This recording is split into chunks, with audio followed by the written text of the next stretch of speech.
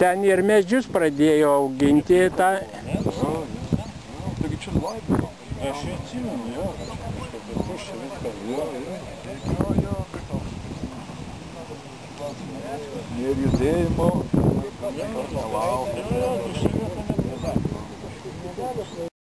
Kad norite skraidyti.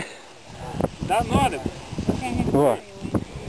Ir netgi parasparnininkai, kurie nieko avytėms nepadarytų, jūsų neleis čia. Neleis netgi parasparnininkai. Ne, nes neleidžia net niekam įeiti. Kviečiau, kad savininkas nubūktų žmogus. Nu, einam kartu, susipažinsim, pabūsim. Tai jisai turi darbo. O pati energingiausia namų šeimininkė net nekreipia dėmesio į mus.